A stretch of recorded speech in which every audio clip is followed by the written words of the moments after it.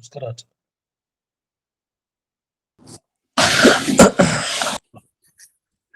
सुमतिभिरनुमेयं शुभ्रकायं सखायं सुखमजमनपायं मुक्त्युपायं विमायं द्रहजमहममेजं ध्येयमम्नाजगेयं सतजमसदजेयं श्रीसहाजं भजेयं तपस्वाध्याय शुश्रूषा कृष्णपूजारतं मुनिं विश्वेशमिष्टदं वन्दे परिम्राट् चक्रवर्तिनं श्रीगुरुभ्यो नमः। हरिः ओम्। सृजःपत्ये विद्या गणितगुणमाणिक्यविशदप्रभाजालोल्लासोपहत सकलावद्यतमसे जगज्जन्मस्थेमप्रलयरचनाशीलवपुषे नमो शेषां नाजस्मृतिहृदयदीप्ताय हरये येन प्रादुरभाविभूमिवलये विस्तारिगो सन्ततिः प्राबोधिश्रुतिपङ्कजं करुणया प्राकाशितत्वं परं ध्वान्तं ध्वंसमनाजिसाधुनिकरश्चाकारि सन्मार्गगः तेनं व्यासदिवाकरेण सततं मात्याजि मे मानसं व्याप्तिर्यस्य निजे निजे नमः सा पक्षे सपक्षे स्थितिः व्यावृत्तिश्च विपक्षतोऽथ विषदे सक्तिर्न वै बाधिते नैवास्ति प्रतिपक्षजुक्तिरतुलं शुद्धं प्रमाणं समे भूयात् तत्त्वविनिर्णयाय भगवान् आनन्दतीर्थो मुनिः भवति यदनुभावात् तेडमूकोऽपि वाग्मी जडमतिरपि जन्तुर्जायते प्राज्ञमौलिः सकलवचनचेतो देवता भारती सा मम वचसि निधत्तां सन्निधिं मानसे च रमानिवासोचितवासभूमिः सन्न्यायरत्नावलिजन्मभूमिः वैराग्य भाग्यो मम पद्मनाभतीर्थामृताब्धिर्भवताद्विभूत्यै पदवाक्यप्रमाणज्ञान् प्रतिवादिमदच्छिदः श्रीमदक्षोभ्यतीर्थाख्यानुपतिष्ठे गुरून् मम श्रीमदानन्दतीर्थादिसन्मनःसरसि भुवि अनुव्याख्याननलिने चञ्चरीकतिमे मनः न शब्दाब्धौ गाढाः न च निगमचर्चासु चतुराः न च न्याये प्रौढाः न च विदितवेद्यापि वयं परं श्रीमत्पूर्णप्रमतिगुरुकारुण्यसरणिं प्रपन्नामान्याः स्मः किमपि च वदन्तोऽपि महताम् ॐ नारायणं निखिलपूर्णगुणैकदेहं निर्दोषमाप्यतममप्यखिलैः सुवाक्यैः अस्योद्भवादिदमशेषविशेषतोऽपि वन्द्यं सदा प्रियतमं मम सन्नमामि कुपिता हि पणच्छाया समीकृत्या परं सुखं सेवन्ते यत्पदं धीरास्तं भजे वल्लभं श्रियः।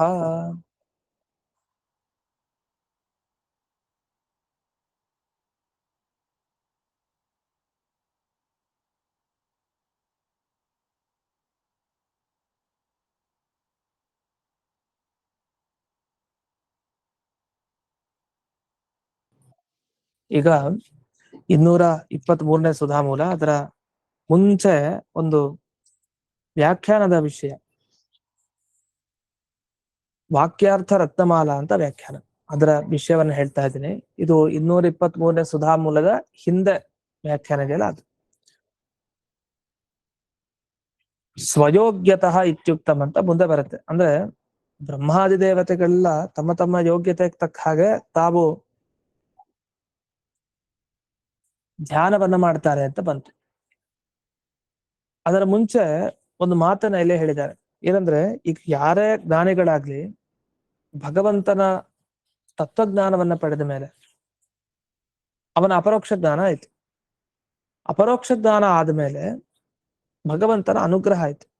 ಅನುಗ್ರಹ ಆದ್ಮೇಲೆ ಅವ್ರು ಮೋಕ್ಷಕ್ಕೆ ಹೋಗ್ಬೇಕು. ಆದ್ರೆ ಇನ್ನೂ ಮೋಕ್ಷಕ್ಕೆ ಹೋಗಿಲ್ಲ. ಅದ್ ಹೇಗ್ ಸಾಧ್ಯ? ಅನುಗ್ರಹ ಆಗಿಲ್ಲ ಅಂತ ಹೇಳೋಗಿಲ್ಲ. ಯಾಕೆ ದೇವರ ಅಪರೋಕ್ಷ ಜ್ಞಾನ ಆಗಿದೆ ಅಂದ್ರೆ ಅವ್ರಿಗೊಂದು ಅನುಗ್ರಹ ಆಗಿರ್ಲೇಬೇಕಲ್ಲ. ಆದ್ರೆ ಮೋಕ್ಷ ಹೋಗಿಲ್ಲ, ಮೋಕ್ಷಕ್ಕೆ ಇನ್ನೂ ಭೂತಲದಲ್ಲೇ ಭೂಮಿಯಲ್ಲೇ ಇದ್ದಾರೆ. ಈ ವಿಷಯ ಬಂದಿತ್ತು ಹಿಂದೆ.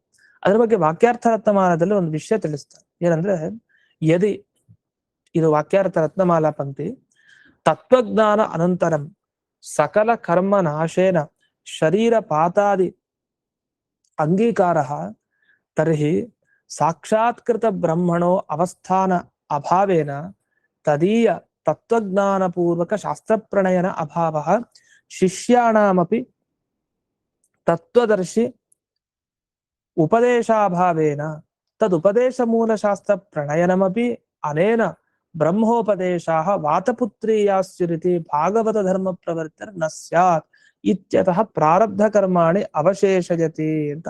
ಇಷ್ಟೊಂದು ಎಲ್ರಿಗೂ ಸರಿಯಾಗಿ ಕೇಳಿಸ್ತಾ ಇದೆ ಅಲ್ವಾ? ಒಬ್ರು ಕೇಳಿಸ್ತಾ ಇಲ್ಲ ಅಂತ ಇದ್ರು. ಕೇಳಿಸ್ತಾ ಇದೆ ಸರಿ, ಕೇಳಿಸ್ತಾ ಆಚಾರ್ಯ, ಬೇಸಿಕ್ ನೋಡ್ಸಿ.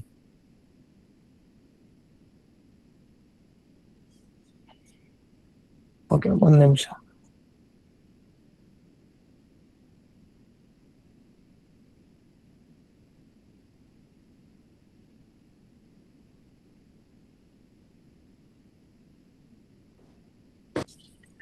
ಇಷ್ಟು ಏನು ವಾಕ್ಯ ಇದೆ, ಈ ವಾಕ್ಯದ ಅರ್ಥ ಏನು ಅಂದ್ರೆ ಹೀಗೆ.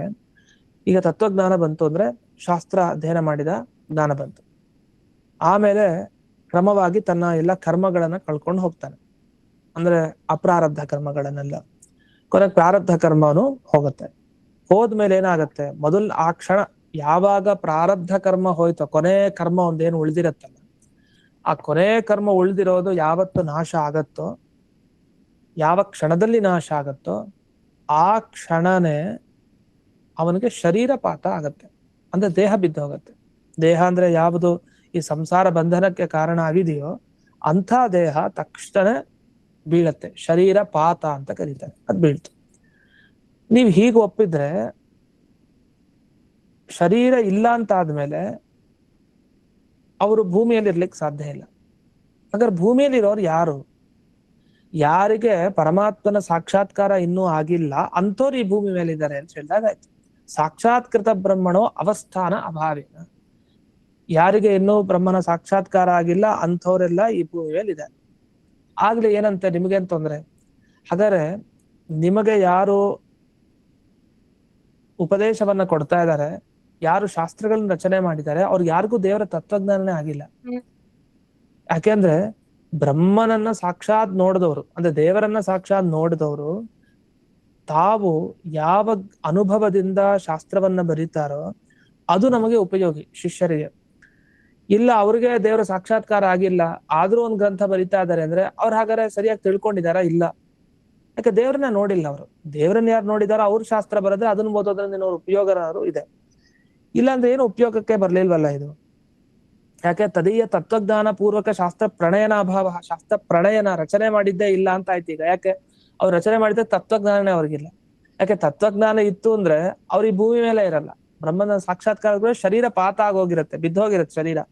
ಇನ್ ಶರೀರ ಹೊತ್ಕೊಂಡು ಭೂಮಿಗೆ ಬಂದು ಶಾಸ್ತ್ರ ರಚನೆ ಮಾಡೋದು ಇದೆಲ್ಲ ಇಲ್ಲ. ಅಷ್ಟೇ ಅಲ್ಲ, ಶಿಷ್ಯಾಣಾಮಪಿ ತತ್ವದರ್ಶಿ ಉಪದೇಶಾಭಾವೇನ. ಶಿಷ್ಯರಿಗೆ ಯಾರು ಉಪದೇಶ ಕೊಡ್ತಾರೆ ಅಂತವ್ರಿಗೂ ತತ್ವ ಕಂಡಿಲ್ಲ, ತತ್ವಜ್ಞಾನ ಆಗಿಲ್ಲ ಅಂತಾನೆ ಅರ್ಥ. ಆದ್ರೆ ಒಂದು ಈಗ ಶಿಷ್ಯರಿಗೆ ಉಪದೇಶ ಕೊಡುವಂತ ಗುರು ಇದ್ದಾನೆ, ಗುರುವಿಗೆ ತತ್ವಜ್ಞಾನ ಆಗಿರಲ್ಲ ನಿಜ.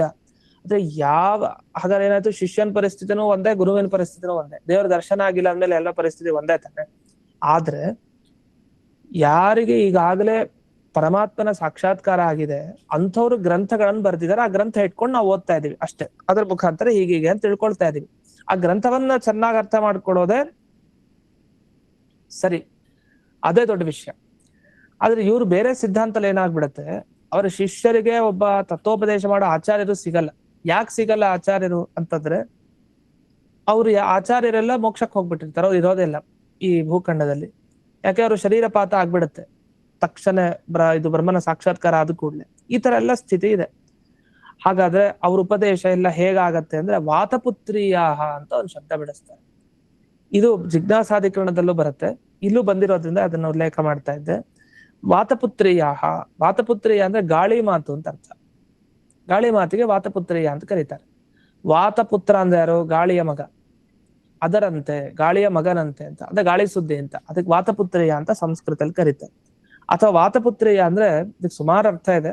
ಇನ್ನೊಂದು ವಾತಪುತ್ರಿಯ ಅಂದ್ರೆ ಪಿಶಾಚದ ಮಾತು ಅಂತ. ಅಂದ್ರೆ ನಮ್ಗೆ ಪಿಶಾಚ ಕಣ್ಣು ಕಾಣಿಸಲ್ಲ, ಆದ್ರೆ ಅದರ ಮಾತು ಕಿವಿಗೆ ಬೀಳ್ತಾ ಇರತ್ತೆ. ಇಂಥದ್ದು ವಾತಪುತ್ರಿಯ. ಗಾಳಿ ಮಾತು ಅಂದ್ರೆ ಪಿಶಾಚದ ಮಾತು. ಮತ್ತೆ ಅಶರೀರವಾಣಿ, ಶರೀರ ಕಾಣ್ತಾ ಇಲ್ಲ, ಅಶರೀರವಾಗಿದ್ದು ಶಬ್ದ ಮಾಡ್ತಾ ಇರೋದು, ಇದೆಲ್ಲ ವಾತಪುತ್ರಿಯ. ಅಂದ್ರೆ ಗಾಳಿ ಮಾತಿಗೆ ಬೆಲೆ ಇದೆಯಾ? ಪಿಶಾಚದ ಮಾತಿಗೆ ಬೆಲೆ ಇದೆಯಾ? ಈ ಯಾವ ಮಾತಿಗೂ ಬೆಲೆ ಇಲ್ಲ, ಅದು ದಾರಿ ತಪ್ಪಿಸೋ ಮಾತು. ಹಾಗೆ ಬ್ರಹ್ಮೋಪದೇಶ ನೀವೇನ್ ಕೊಡ್ತಾ ಇದ್ರಿ, ಭಗವಂತನ ಬಗ್ಗೆ ಉಪದೇಶ ನೀಡ್ತಾ ಇದ್ದೀರಿ ನೀವೆಲ್ಲ, ಇದೆಲ್ಲ ಗಾಳಿ ಮಾತಿನ ತರ ಆಯ್ತು ನಿಮ್ದು. ಅದನ್ನ ಭಾಗವತ ಧರ್ಮ ಲೋಕದಲ್ಲಿ ಹೇಗ್ ಪ್ರಚಾರ ಮಾಡೋದು? ಅದೆಲ್ಲ ಸಾಧ್ಯನೇ ಇಲ್ಲ ಅಂತೆಲ್ಲ ಆಕ್ಷೇಪ. ಅದಕ್ಕೆ ವಿವರಣೆಯನ್ನ ಮಾಡ್ತಾ ಮುಂದಕ್ಕೆ ಅನಾರಬ್ಧ ಕಾರ್ಯ ಇತ್ಯೇತದ್ ಮೂಲೇಪಿ ಸಕಲ ಕರ್ಮಕ್ಷದೆ ತದೈವ ಮುಕ್ತಿ ಸ್ಯಾನ್ನ ಚೈವಂ ಜೀವನ್ ಮುಕ್ತಾನಾಂ ಉಪಲಂಭಾದಿತ್ಯುಕ್ತಂ. ಹಾಗಾಗಿಯೇ ಈ 4ನೇ ಅಧ್ಯಾಯದಲ್ಲಿ ಫಲಾಧ್ಯಾಯದಲ್ಲಿ ಮೊದಲನೇ ಪಾದದಲ್ಲಿ ಕೊನೆಗೊಂದು ವಿಷಯ ಬರುತ್ತೆ. ಅದ್ರಲ್ಲಿ ಒಂದು ಸೂತ್ರ, ಓಂ ಅನಾರಬ್ಧ ಕಾರ್ಯ ಏವತು ತತವಧೇಹ ಓಂ ಅಂತ ಬ್ರಹ್ಮಸೂತ್ರ. ಅಲ್ಲೊಂದು ಆಕ್ಷೇಪ ಮಾಡ್ಕೊಂಡಿದ್ದಾರೆ. ಏನಂತ, ಅಲ್ಲ ಎಲ್ಲಾ ಕರ್ಮಗಳನ್ನ ಕಳ್ಕೊಂಡ್ರೆ ಆಗ್ಲೇ ಮುಕ್ತಿ ಆಗ್ಬೇಕಾಗಿತ್ತು, ಆದ್ರೆ ಆಗ ಮುಕ್ತಿ ಆಗ್ಲಿಲ್ಲ ಕೆಲವ್ರಿಗೆ. ಯಾಕೆ ಜೀವನ್ ಮುಕ್ತರು ಅಂತಾನೆ ಇರ್ತಾ ಇರ್ಲಿಲ್ಲ. ನೀವು ಎಲ್ಲಾ ಕರ್ಮಗಳನ್ನ ಕಳ್ಕೊಂಡ್ ಕೂಡ್ಲೆ ಮೋಕ್ಷಕ್ಕೆ ಹೋಗ್ತಾರೆ ಅಂತ ಆಗಿದ್ರೆ ಜೀವನ್ ಮುಕ್ತರಲ್ಲಿ ಸಿಗ್ತಾ ಇದ್ರು. ಹಾಗಾದ್ರೆ ಏನರ್ಥ, ಎಲ್ಲಾ ಕರ್ಮಗಳು ಇನ್ನೂ ಹೋಗಿಲ್ಲ, ಅಥವಾ ಇವ್ರಿಗೇನೋ ಒಂದು ಕಾರಣ ಸಿಕ್ಕಿಲ್ಲ, ಲೋಪ ಆಗಿದೆ ಅಂತ ಅರ್ಥ. ಅಷ್ಟೇ ಅಲ್ಲ, ಪುರುಷಾರ್ಥಾಧಿಕರಣ ಅಂತ ಇದೊಂದು ಅಧಿಕರಣ ಬರುತ್ತೆ ಸದ್ಯದಲ್ಲೇ. ಆ ಪುರುಷಾರ್ಥಾಧಿಕರಣದಲ್ಲೂ ಈ ಪಾದ ಎಲ್ಲ ಮುಗಿದ ಮೇಲೆ ಸರ್ವಾತ್ಮನಾತ್ವಭೋಗ ಅಂತ ಅನುವ್ಯಾಖ್ಯಾನ ಬರುತ್ತೆ.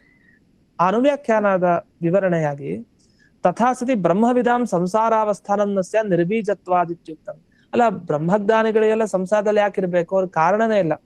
ಬ್ರಹ್ಮಜ್ಞಾನ ಬಂದ ಮೇಲೂ ಇಲ್ಲ ನಂಗೆ ಸಂಸಾರದಲ್ಲೇ ಇರ್ತೀನಿ, ನಂಗೆ ಇಚ್ಛೆ ಇದೆ, ಈಗ ನಮ್ಮ ಉದ್ಧಾರ ನಮ್ಗಾಗಿದೆ ಅಂತ ಅರ್ಥ ಆಗಿದೆ, ನಾವೇನು ನಮ್ಮ ಉದ್ಧಾರ ಆಗಿದೆ, ನಾವು ಮೋಕ್ಷಕ್ಕೆ ಹೋಗ್ತೀವಿ, ನಮ್ಗೆ ಯೋಗ್ಯತೆನೂ ಸಿದ್ಧ ಆಗಿದೆ, ಎಲ್ಲ ಸರಿ ಹೋಗ್ಬಿಟ್ಟಿದೆ, ಆದ್ರೂ ನಾನು ಇಲ್ಲ ಸಂಸಾರದಲ್ಲಿ ಒಂದ್ ಸ್ವಲ್ಪ ಇದ್ದು ಹೋಗೋಣ ಅಂತ ಯಾರು ಮನಸ್ಸು ಮಾಡ್ತಾರೆ? ಯಾರು ಮನಸ್ಸು ಮಾಡಲ್ಲ. ಈ ಸಂಸಾರ ಅಷ್ಟು ತುಚ್ಛ, ಹೇಯ. ಈ ಹೇಯವಾದ ಇದ್ರಲ್ಲಿ ಹೇಗಿರ್ಲಿಕ್ಕೆ ಇಷ್ಟಪಡ್ತಾನೆ? ಮಲಮೂತ್ರ ಕೂಪದಲ್ಲಿ ಯಾರಾದ್ರೂ ಇರ್ಲಿಕ್ಕೆ ಇಷ್ಟಪಡ್ತಾರ? ಆರಾಮ್ ಹೊರಗಡೆ ಇದೀವಲ್ಲ, ಮತ್ತ್ಯಾಕೆ ಅಲ್ಲಿ ಹೋಗ್ಬೇಕು ಅಂತ. ಅದೇ ತರ ಈ ಮಲಮೂತ್ರ ಕೂಪದಂತೆ, ಬಾವಿಯಂತೆ ಇದು ಈ ಸಂಸಾರ. ಈ ಸಂಸಾರದಿಂದ ಬಿಡುಗಡೆ ಆಗತ್ ನನಗೆ, ನಾವು ಹೋಗ್ತಾ ಇದೀವಿ ಅಂದಾಗ ಅದನ್ನ ಯಾರು ತಡಿಲಿಕ್ ಬಂದ್ರೆ ಇನ್ನು ಅವ್ರನ್ನ ದಬ್ಬಿ ಹೋಗ್ತಾರೆ. ಯಾಕಂದ್ರೆ ಬೇಡ ಈ ಸಂಸಾರ. ಅಂಥದ್ರಲ್ಲಿ ಈ ಸಂಸಾರದಲ್ಲಿ ಬ್ರಹ್ಮಜ್ಞಾನಿಗಳೇ ಯಾಕಿರ್ಬೇಕು? ಏನಾದ್ರು ಕಾರಣ ಉಂಟಾ? ಏನೂ ಇಲ್ಲ. ಅವಾಗ ಹೇಳ್ತಾರಲ್ಲಿ ತಸ್ಯ ತಾವದೇವ ಚಿರಮಿತಿ ಶ್ರುತ್ಯ. ಒಂದು ವೇದ ವಾಕ್ಯದ್ದು ಪ್ರಾರಬ್ಧ ಕರ್ಮ ಮುಗಿದ ಕೂಡಲೇ ಹೋಗ್ತಾರೆ ಅಂತ ಅರ್ಥ. ಇನ್ನೂ ಪ್ರಾರಬ್ಧ ಕರ್ಮ ಸ್ವಲ್ಪ ಉಳಿದಿರತ್ತೆ, ದೇವರೇ ಉಳಿಸಿರ್ತಾನೆ ಹಾಗೆ ಅಂತ. ಇಷ್ಟನ್ನ ಇಲ್ಲಿ ವಾಕ್ಯಾರ್ಥ ರತ್ನಮಾಲ ಟಿಪ್ಪಣಿಯಲ್ಲಿ ಹೇಳಿದ್ದಾರೆ. ಆ ವಿಷಯನೆಲ್ಲ ನೋಡಿದ್ವಿ. ಇನ್ ಮುಂದಕ್ಕೆ ಶೇಷವಾಕ್ಯಾರ್ಥ ಚಂದ್ರಿಕಾ ಟಿಪ್ಪಣಿಯಲ್ಲಿ ಒಂದು ಮಾತಿದೆ. ಆ ಮಾತಿನ ಅಭಿಪ್ರಾಯವನ್ನ ಇವರು ಬಿಡಿಸಿದ್ದು. ಅವ್ರು ಹೇಳೋದಿಷ್ಟು ಪೌರುಷೇಯ ಬ್ರಹ್ಮೋಪದೇಶ ಅಂತ. ಅಪೌರುಷೇಯದ ಬಗ್ಗೆ ಅಲ್ಲ, ಪೌರುಷೇಯ ಅಂದ್ರೆ ತಾವು ರಚನೆ ಮಾಡಿದ ಗ್ರಂಥಗಳಿದೆಯಲ್ಲ ಅದ್ರ ಬಗ್ಗೆ ಆಕ್ಷೇಪ. ವೇದದ ಬಗ್ಗೆ ಉಪದೇಶ ಕೊಟ್ಟ ಅದ್ರ ಬಗ್ಗೆ ಅದು ವಾತಪುತ್ರಿ ಅನ್ಬಾರ್ದು, ಗಾಳಿ ಮಾತು ಅಂತ ಅನ್ಬಾರ್ದು. ಅದಕ್ಕೆ ಅವ್ರು ಹೇಳಿದ್ದು, ಇವಾಗ ಯಾರೊಬ್ರು ಗ್ರಂಥ ಬರೆದು ನಮಗ್ ಕೊಡ್ತಾರೆ ಅಂದ್ರೆ, ಈಗ ಮಧ್ವಾಚಾರ್ಯ ಗ್ರಂಥ ಬರೆದು ಕೊಟ್ಟರು ನಮ್ಗೆ, ಸರ್ವಮೂಲ ಗ್ರಂಥ.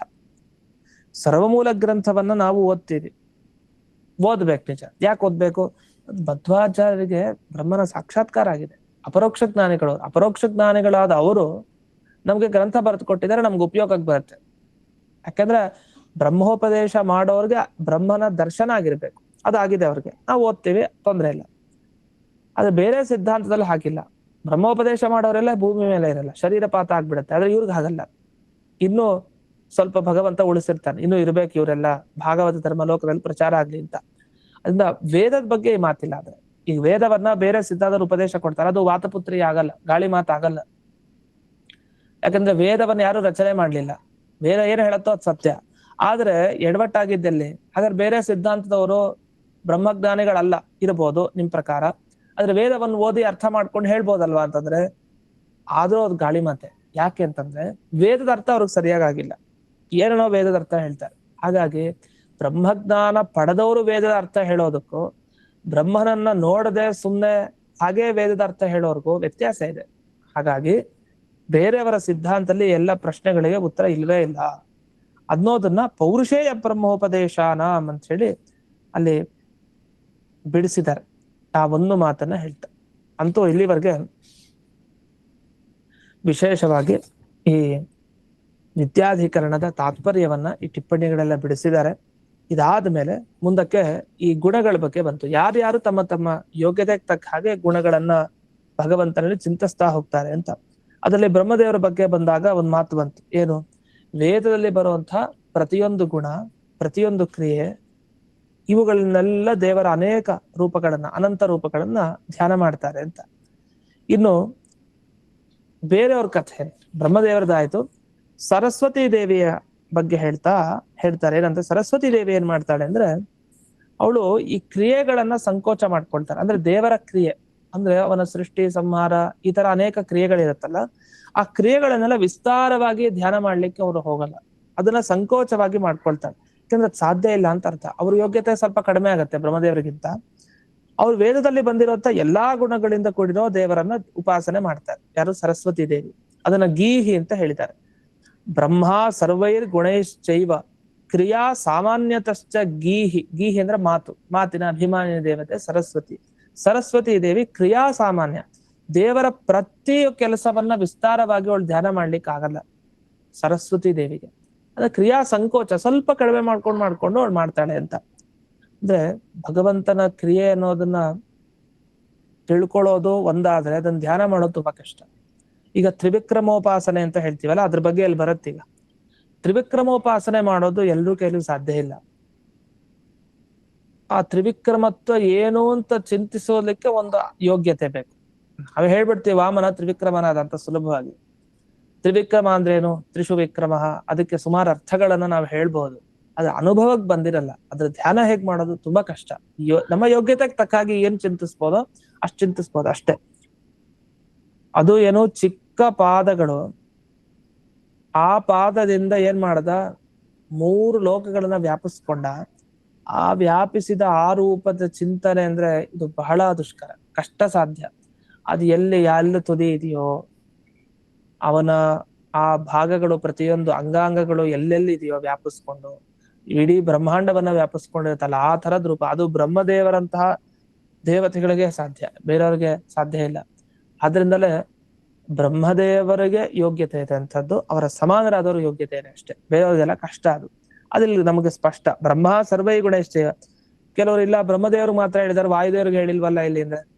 ಅದು ಶಾಸ್ತ್ರದಲ್ಲಿ ಏನಂದ್ರೆ ಬ್ರಹ್ಮ ಅಂತ ಒಂದು ಹೇಳ್ತಾರೆ. ಹೇಗೆ ಅಂದ್ರೆ ರಾಜ ಒಬ್ಬ ಬಂದ ಅಂತಂದ್ರೆ ಸಾಕು, ಅವನ ಜೊತೆಗೆ ಇರೋರೆಲ್ಲ ಬಂದ್ರು ಅಂತ ಹೇಳ್ದಂಗೆ ಅಂಡರ್ಸ್ಟುಡ್. ಅದನ್ನ ಬಾಯ್ ಬಿಟ್ಟು ಹೇಳ್ಬೇಕೇ ಇಲ್ಲ. ರಾಜನ ಜೊತೆ ರಾಣಿನೂ ಬಂದ್ರು, ಮತ್ತೆ ಅವರು ಬಂದ್ರು, ಮಂತ್ರಿ ಬಂದಿದ್ದ, ಸೈನಿಕರು ಬಂದಿದ್ರು, ಇವೆಲ್ಲ ಹೇಳ್ಬೇಕ ಹೆಸರಿಟ್ಟು? ಅಗತ್ಯ ಇಲ್ಲ. ಅವ್ರ ಜೊತೆಗೆ ಬೇರೆಯವರು ಬರ್ತಾರೆ ಅಂತ. ಆದ್ರೆ ಅಲ್ಲಿ ಬೇರೆ ಅರ್ಥ. ರಾಜನ ಜೊತೆಗೆ ಬಂದವರೆಲ್ಲ ಕೆಲವರು ಅವನಿಗಿಂತ ಚಿಕ್ಕವ್ರು ಇರ್ಬಹುದು ಬೇರೆ. ಆದ್ರೆ ಇಲ್ಲಿ ಹಾಗಲ್ಲ. ಯಾಕಂದ್ರೆ ಮುಂದೆ ಸರಸ್ವತಿ ದೇವಿ ಬಗ್ಗೆ ಹೇಳ್ಬಿಡಿದ್ದಾರೆ. ಅದ್ರ ಹಿಂದೆ ಬ್ರಹ್ಮದೇವರ ಬಗ್ಗೆ ಅಷ್ಟೇ ಹೇಳಿದ್ರೆ ವಾಯುದೇವ್ರ ಮತ್ತೆ ಎಲ್ಲಿ ಇಲ್ವೇ ಅಲ್ವಾ? ವಾಯುದೇವರ ಬಗ್ಗೆ ಇದ್ದೇ ಇದೆ. ಬ್ರಹ್ಮ ಶಬ್ದದಿಂದ ವಾಯುದೇವರನ್ನು ತಗೊಳ್ಬೇಕು. ಒಂದು ವಾಯುದೇವರನ್ನು ತಗೊಂಡ್ರೆ ಮಿಕ್ಕಿದ ದೇವತೆಗಳನ್ನು ತಗೊಳ್ಬಾರ್ದ? ಎಲ್ಲಾ ರುಜು ದೇವತೆಗಳನ್ನು ತಗೊಳ್ಬೇಕು ಅಂತ ಅರ್ಥ. ಇಷ್ಟು ಅಂತೂ ಯಾರ್ಯಾರು ರುಜುದೇವತೆಗಳಷ್ಟು ಜನ ಇದ್ದಾರೆ ಅವರನ್ನೆಲ್ಲ ಈ ಬ್ರಹ್ಮ ಅನ್ನೋ ಶಬ್ದದಿಂದ ತಗೊಳ್ಬೇಕು. ಹಾಗಾಗಿ ಪರಶುಕ್ಲತ್ರಯರು ಅಂತಂದಾಗ್ಲೂ ಬ್ರಹ್ಮ ತತ್ ಸಮಾನರಾದ ವ್ಯಕ್ತಿಗಳು ಒಬ್ರನ್ನ ಹೇಳ್ತಾರೆ, ಮಿಕ್ಕಿದವನ್ನೆಲ್ಲ ತಗೊಳ್ಬೇಕು ಅಂತ ಅರ್ಥ. ಬ್ರಹ್ಮ ಸರ್ವೈಹಿ ಗುಣೈಶ್ಚೈವ. ಎಲ್ಲಾ ಗುಣಗಳಿಂದ ಬ್ರಹ್ಮದೇವರು ಉಪಾಸನೆ ಮಾಡ್ತಾರೆ. ಅದರ ವಿವರಣೆಗೆ ಹೋಗೋಣ. ಅಂದ್ರೆ ತ್ರಿವಿಕ್ರಮದ ಬಗ್ಗೆ, ಆ ತ್ರಿವಿಕ್ರಮತ್ವ ಉಪಾಸನೆ ಬಗ್ಗೆ ಒಂದು ಬರುತ್ತೆ ಮಾತು. ಅದಕ್ಕೋಸ್ಕರ ಇಲ್ಲಿ ಸುಧಾದಲ್ಲಿ ವೇದೋಕ್ತ ಸಮಸ್ತ ಗುಣ ಕ್ರಿಯಾ ಉಪೇತತೆಯ ಅನಂತ ರೂಪಂ ಹರಿಂ ಉಪಾಸಿತುಂ ಬ್ರಹ್ಮ ಏವ ಯೋಗ್ಯ. ಬ್ರಹ್ಮದೇವರೊಬ್ಬರೇ ಯೋಗ್ಯರು, ಬೇರೆಯವರಲ್ಲ. ಹೇಗೆ? ವೇದದಲ್ಲಿ ಬಂದ ಎಲ್ಲಾ ಗುಣ, ಎಲ್ಲಾ ಕ್ರಿಯೆಯಿಂದ ಕೂಡಿದ ಎಲ್ಲಾ ಭಗವಂತನ ರೂಪ. ಎಲ್ಲ ಅಂದ್ರೆ ಅನಂತ. ಈ ಸಮಗ್ರ ಅಂತಂದ್ರೆ ಲಕ್ಷ್ಮಿಗೂ ಸಾಧ್ಯ ಇಲ್ಲ, ದೇವರು ಒಬ್ಬನಿಗೆ ಗೊತ್ತು ಅವನ ಬಗ್ಗೆ ಅಷ್ಟೇ, ಇನ್ಯಾರಿಗೂ ಗೊತ್ತಿಲ್ಲ. ಆದ್ರೂ ಅನಂತ ರೂಪಗಳನ್ನ ಬ್ರಹ್ಮದೇವರು ಧ್ಯಾನ ಮಾಡ್ಲಿಕ್ಕೆ ಶಕ್ತರಾಗಿದೆ. ಸರಸ್ವತಿ ದೇವಿ ಹೇಗೆ? ಕ್ರಿಯಾ ಸಂಕೋಚೇನ, ಕ್ರಿಯೆಯನ್ನ ಸಂಕೋಚ ಮಾಡ್ಕೊಳ್ತಾಳೆ. ಸರಿಯಾಗಿ ಉಪಾಸನೆ ಮಾಡ್ಲಿಕ್ಕೆ ಕಾಲ ಕ್ರಿಯೆಗೆ ತಕ್ಕ ಹಾಗೆ. ಅಂದ್ರೆ ಅವಳಲ್ಲಿ ಏನಿದೆ ಸರಸ್ವತಿ ದೇವಿಯಲ್ಲಿ ಗುಣ ಅಂದ್ರೆ ಎಲ್ಲಾ ವೇದಗಳಲ್ಲಿ ಬಂದ ಗುಣಗಳನ್ನ ಇಟ್ಕೊಂಡು ಧ್ಯಾನ ಮಾಡ್ಲಿಕ್ಕೆ ಆಗತ್ತೆ ಭಗವಂತನ ಅನಂತ ರೂಪಗಳನ್ನ. ಅದು ತ್ರಿವಿಕ್ರಮತ್ವಾದಿ ಕ್ರಿಯಾಸ್ತು ನಿತ್ಯ ವಿಕ್ರಾಂತ್ಯಾದಿಶು ಅಂತರ್ಭಾವಯತಿ ಇತ್ಯರ್ಥ. ಈ ತ್ರಿವಿಕ್ರಮತ್ವ ಇದೆಯಲ್ಲ, ಆ ಕ್ರಿಯೆಯನ್ನ ಅವಳಿಗೆ ಪೂರ್ಣ ಉಪಾಸನೆ ಮಾಡ್ಲಿಕ್ಕೆ ಆಗಲ್ಲ. ಅದನ್ನ ಇನ್ನೊಂದು ಕ್ರಿಯೆಯನ್ನಾಗಿ ಮಾಡ್ಕೊಂಡು ಅವಳು ಉಪಾಸನೆ ಮಾಡ್ತಾಳೆ. ಅಂದ್ರೆ ನಾವೇನ್ ಮಾಡ್ತೀವಿ ಈಗ ನೋಡಿ, ಉದಾಹರಣೆಗೆ ದೇವರು ಇಡೀ ಬ್ರಹ್ಮಾಂಡವನ್ನು ವ್ಯಾಪಿಸ್ಕೊಂಡ, ಬ್ರಹ್ಮದೇವರನ್ನ ಸೃಷ್ಟಿ ಮಾಡ್ದ, ವಾಮನನಾಗಿದ್ದ, ತ್ರಿವಿಕ್ರಮನಾಗಿ ಬೆಳೆದ, ತನ್ನ 3 ಹೆಜ್ಜೆಯಿಂದ ಇಡೀ ಎಲ್ಲವನ್ನು ವ್ಯಾಪಿಸ್ಕೊಂಡ. ಇದನ್ನ ಒಬ್ಬರಿಗೆ ಅನುಭವಕ್ಕೆ ತರಿಸ್ಬೇಕು ಅಂದ್ರೆ ಏನ್ ಮಾಡ್ತೀರಿ? ಅನುಭವಕ್ಕೆ ತರಿಸ್ಲಿಕ್ಕೆ ಏನೇನೋ ಉದಾಹರಣೆಗಳನ್ನು ಕೊಡ್ತೀವಿ. ಅಂದ್ರೆ ದೇವರ ಬಗ್ಗೆ ಪರಿಚಯ ಮಾಡ್ಲಿಕ್ಕೆ ಏನೇನೋ ಬೇರೆ ಬೇರೆ ನಮಗ್ ಗೊತ್ತಿರೋ ಉದಾಹರಣೆ, ಚಿಕ್ಕ ಚಿಕ್ಕ ಯೋಗ್ಯತೆ ತಕ್ಕಾಗಿರೋ ಉದಾಹರಣೆಗಳನ್ನ ಕೊಡ್ತಾ ಹೋಗ್ತೀವಿ. ಯಾಕೆ? ನಮ್ಗೆ ಅದನ್ನ ಹೇಳಲಿಕ್ಕೆ ಸಾಧ್ಯ ಇಲ್ಲ ಇನ್ನೊಬ್ರಿಗೆ, ಯಾಕೆ ನಮಗೆ ಅರ್ಥ ಆಗಿಲ್ಲ. ನಮಗೆ ಗೊತ್ತಾಗಿಲ್ಲ ಅಂದ್ಮೇಲೆ, ಉಪಾಸನೆಗೆ ಬಂದಿಲ್ಲ ಅಂದ್ಮೇಲೆ ಬೇರೆಯವ್ರಿಗೆ ಹೆಂಗ್ ಹೇಳಲಿಕ್ಕೆ ಸಾಧ್ಯ? ಅದು ಸಾಧ್ಯ ಇಲ್ಲ. ಅಂದ್ರೆ ಒಂದು ವಿಷಯನ ಏನ್ ಮಾಡ್ತೀವಿ, ಅದೇ ತರ ಹೇಳಲಿಕ್ಕೆ ಆಗದೆ ಇದ್ರೆ, ಇನ್ನೊಬ್ರಿಗೆ ಅನುಭವಕ್ಕೆ ಮುಟ್ಸೋ ತರ ನಮ್ ಕೈಲಿ ಆಗಲ್ಲ ಅಂದ್ರೆ ನಾವೇನ್ ಮಾಡ್ತೀವಿ, ಚಿಕ್ಕದಾಗಿ ಏನೋ ಒಂದು ಉದಾಹರಣೆ ಕೊಟ್ಟು ಈ ತರ ಅಂದ್ರೆ ಅವ್ರ ಅನುಭವಕ್ಕೆ ಬರೋ ತರ ಏನಾದ್ರು ಒಂದು ಉದಾಹರಣೆಗೆ ಅದನ್ನ ಕೊಟ್ಟು ಹೇಳ್ತೀವಿ, ಆಗ ಅರ್ಥ ಆಗತ್ತ ಅವ್ರಿಗೆ, ಓ ಈ ತರ ಅಲ್ವಾ ಅಂತ. ಸರಸ್ವತಿ ದೇವಿಗೆ ಏನಾಯ್ತು, ಬ್ರಹ್ಮದೇವರು ಮಾಡೋ ತ್ರಿವಿಕ್ರಮತ್ವೋಪಾಸನೆ ಇದೆಯಲ್ಲ, ನೇರವಾಗಿ ಏನ್ ಮಾಡ್ತಾರೆ, ತ್ರಿವಿಕ್ರಮತ್ವಂ ಅಂದ್ರೆ ಅವ್ರಿಗೆ ಆ ಭಗವಂತನ ಆ ವ್ಯಾಪ್ತಿ, 3 ಲೋಕದಲ್ಲಿ ಏನ್ ವ್ಯಾಪ್ತಿ, ಅಷ್ಟು ಚರಾಚರ ಸಮಸ್ತ ಪ್ರಪಂಚದಲ್ಲಿ ಅವನ ವ್ಯಾಪ್ತಿ ಏನಿದೆಯಲ್ಲ, ಒಂದ್ಸರಿ ಧ್ಯಾನ ಮಾಡ್ತಾರ ಅವ್ರು. ಆ ತರ ಧ್ಯಾನ ಸರಸ್ವತಿ ಕೈಲಿ ಸಾಧ್ಯ ಇಲ್ಲ.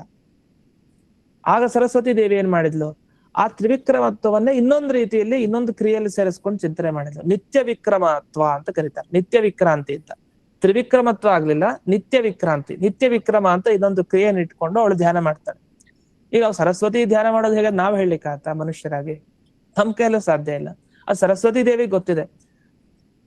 ಆದ್ರೆ ಇದನ್ನ ಆಚಾರ್ಯರು ಹೇಗೆ ಹೇಳಿದ್ರು, ಸ್ವಯಂ ವಾಯುದೇವರು ಆಚಾರ್ಯರು, ಮಧ್ವಾಚಾರ್ಯರು, ಅವ್ರಿಗೆ ಗೊತ್ತಿರಲ್ವ. ಹಾಗಾಗಿ ಅವ್ರು ಹೇಳ್ತಾ ಇರೋದು ತ್ರಿವಿಕ್ರಮತ್ವಾದಿ ಕ್ರಿಯಾಸ್ತು ನಿತ್ಯ ವಿಕ್ರಾಂತ್ಯಾದಿಶು ಅಂತರ್ಭಾವಯತೆ ಅಂತ ಅರ್ಥ.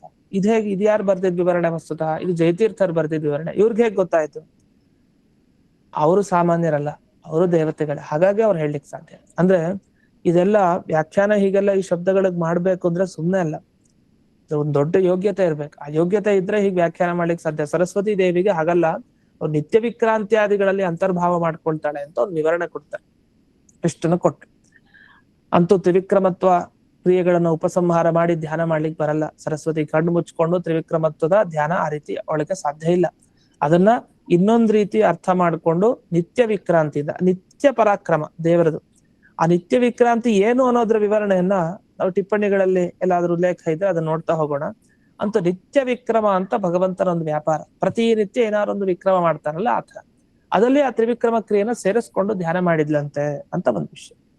ಇದಾದ್ಮೇಲೆ ಗುಣ ಸಾಮಾನ್ಯತಶ್ಚ, ಕೆಲವರು ಎಲ್ಲಾ ರೂಪಗಳನ್ನು ಉಪಾಸನೆ ಮಾಡ್ತಾರೆ, ಆದ್ರೆ ಗುಣಗಳು ಎಲ್ಲವನ್ನು ಚಿಂತಿಸ್ಲಿಕ್ಕೆ ಆಗಲ್ಲ, ಅದನ್ನು ಸಂಕೋಚ ಮಾಡ್ಕೊಂಡು ಮಾಡ್ತಾರೆ, ಕ್ರಿಯೆಗಳನ್ನು ಸಂಕೋಚ ಮಾಡ್ಕೊಳ್ತಾರೆ. ಅವ್ರು ಯಾರು ಅದನ್ನ ಮುಂದೆ ಹೇಳ್ತಾರೆ. ಗುಣ ಸಾಮಾನ್ಯತೋ ರುದ್ರಃ, ರುದ್ರದೇವರು. ರುದ್ರದೇವರಿಗೆ ಹಾಗಾದ್ರೆ ದೇವರ ಗುಣಗಳನ್ನ ಸರಸ್ವತಿ ದೇವಿ ಚಿಂತಿಸೋ ತರ ಅವ್ರ ಕೈಲಿ ಆಗಲ್ಲ, ಅದನ್ನು ಸಂಕೋಚ ಮಾಡ್ಕೊಳ್ತಾರೆ. ಅನಂತ ಗುಣಗಳು ಅಂದ್ರೆ ಅದನ್ನ ಬೇರೆ ಬೇರೆ ತರ ಚಿಕ್ಕದ್ ಮಾಡ್ಕೊಂಡು ಉಪಾಸನೆ ಮಾಡ್ತಾರೆ. ಇನ್ನು ಕ್ರಿಯೆಗಳನ್ನು ಹಾಗೆ ಮಾಡ್ತಾರೆ ರುದ್ರದೇವರು. ಇನ್ನು ಶಕ್ರಾದಯ ಇಂದ್ರಾದಿ ದೇವತೆಗಳು ಏನ್ ಮಾಡ್ತಾರೆ, ದ್ರವ್ಯಾಣಿ ರೂಪಾಣಿ ಗುಣಕ್ರಿಯಾ ಸಂಕೋಚಸ್ತು ಸಿದ್ಧಯ, ಅನಂತ ರೂಪಗಳನ್ನು ಸಂಕೋಚ ಮಾಡ್ಕೊಳ್ತಾರೆ. ಗುಣ ಸಂಕೋಚ, ಕ್ರಿಯಾ ಸಂಕೋಚ, ಎಲ್ಲಾ ಕಡೆ ಸಂಕೋಚ. ಸಂಕೋಚ ಅನ್ನೋ ಶಬ್ದಕ್ಕೆ ಏನರ್ಥ, ಈಗ ಇನ್ನೂ ಚೆನ್ನಾಗಿ ಹೇಳ್ಬೋದಿತ್ತು, ಯಾಕೋ ಚಿಕ್ಕದಾಗಿ ಮಾಡಿ ಹೇಳಿದ್ರು ಅಂತ.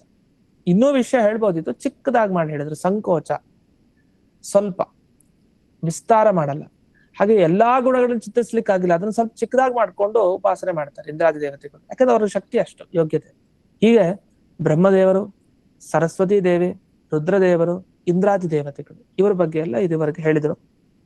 ಇನ್ನು ಮುಂದಕ್ಕೆ ಒಂದು ಪ್ರಶ್ನೆಯನ್ನ ಮಾಡ್ಕೊಂಡು ವ್ಯಾಖ್ಯಾನ ಮಾಡ್ತಾರೆ. ಒಂದು ಪ್ರಶ್ನೆ ಇದೆ ಇದ್ರ ಮೇಲೆ, ವಿದ್ಯಾಧಿಕರಣದ ಮೇಲೆ. ಅದೇನು ಪ್ರಶ್ನೆ, ಅದೇನು ಉತ್ತರ ಅನ್ನೋದು ನಾಳೆ ದಿವಸ ನೋಡೋಣ ಅಂತ ಹೇಳ್ತಾ ಇಂದಿನ ಪಾಠವನ್ನ ಅಸ್ಮನ್ ಗುರುವಂತರ್ಗತ ವ್ಯಾಸತೀರ್ಥ ಗುರುವಂತರ್ಗತ ಭಾರತೀಯ ರಮಣ ಮುಖ್ಯ ಪ್ರಾಣಾಂತರ್ಗತ ಶ್ರೀಮನ್ ಗೋಪಾಲಕೃಷ್ಣನಿಗೆ ಅರ್ಪಣೆಯನ್ನು ಮಾಡ್ತೇನೆ. ಶ್ರೀಕೃಷ್ಣಾರ್ಪಣ.